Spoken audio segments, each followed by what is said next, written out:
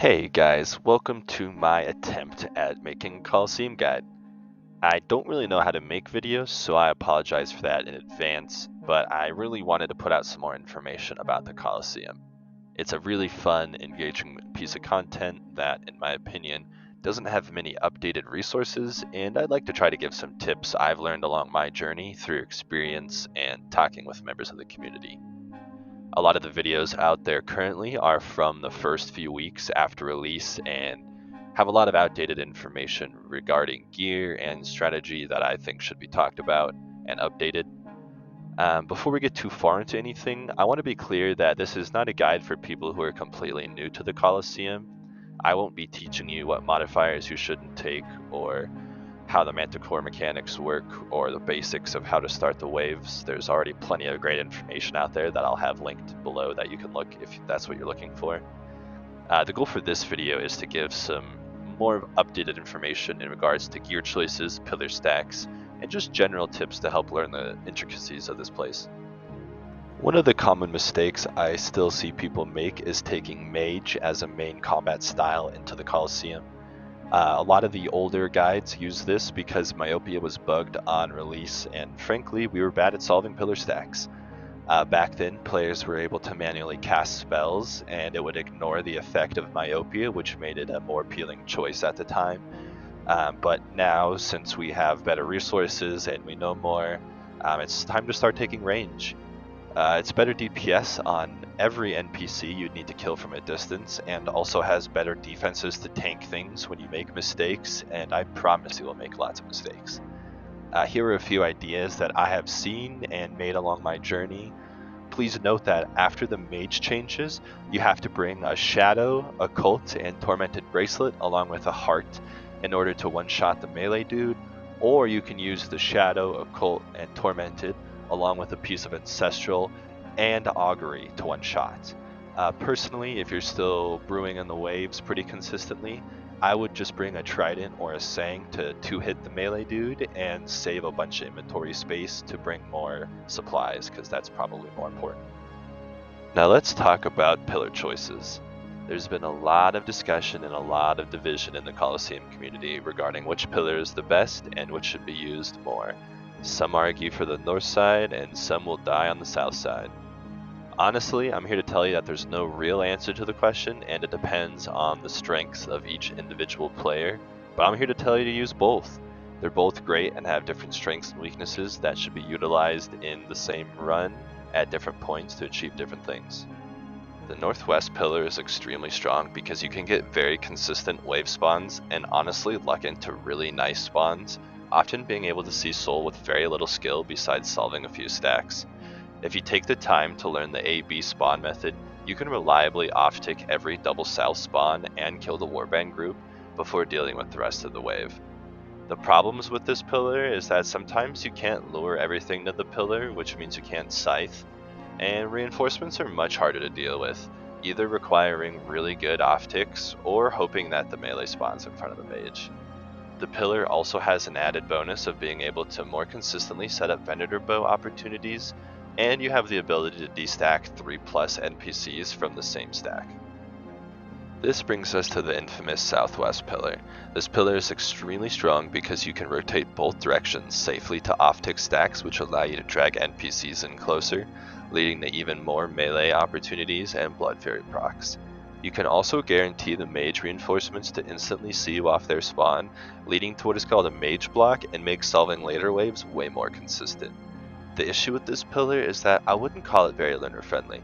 There's a lot of variation in potential spawns, which sometimes requires incredibly fast thinking in order to offtick stacks on both sides of the pillar, and up to 3 monsters can see you off spawn and stack north, leading to some really ugly solves that you can't destack. I personally recommend a mix of both pillars in the same run. I like running north on waves 1 through 6 in hopes to set up more Venator Bow opportunities, and then I like running south on later waves so I can start scything things faster.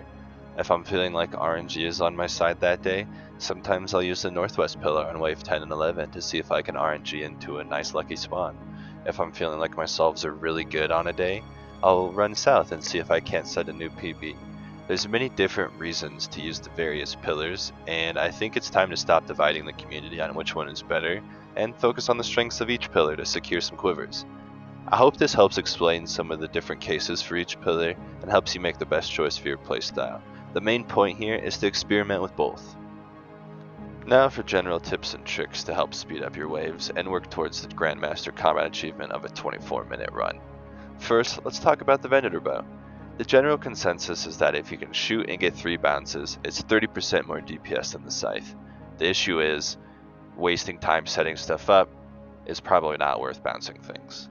So ideally you'll look into being able to Venator as much as you can, but sometimes you can force certain solves where it will happen. I look for these two in particular when there's a 3x3 mob north of a 1x1 shaman, and when there's a 2x2 melee north or east of a 3x3 NPC. The 3x3 NPCs include the Shockwave, Javelin, and Manticore. In my honest opinion though, just spend a little time trying to Venator every stack you see, figure out what works. It's worth the time investment, I promise. Next, let's talk about the Uncharged Manticore. If you're trying to go faster, the whole goal is to kill an NPC on the east side as fast as possible. Every wave you're on the clock, racing against the 40-second reinforcement timer. If you can rush a stack of, say, a Ranger and a Manticore, you have a 50% chance of that Manticore to be range. Take that chance. If it is the same Manticore attack, congrats, now burn that mob. If it's not, it's okay, just take a step back and reset, maybe kill the mob to the south if there is one. If you're unsure about a triple stack and have a Manticore in there, either run to another pillar or use the destack tile. Wait for the reinforcements if you need. At the end of the day, we're just trying to secure the KC, but you should take the gamble and rush the Manticore and see what happens. Next, I just wanted to share some stack solve pictures that I found in some of the Colosseum channels. You can find them reposted occasionally in the We Do Raids Discord, but feel free to save these from here as well. Not sure who originally made them, but they're really amazingly useful to use for the middle of the wave if you need to solve any pillar stacks you're not familiar with. Keeping Death Charge and Thralls up as much as possible will help you speed everything up as well.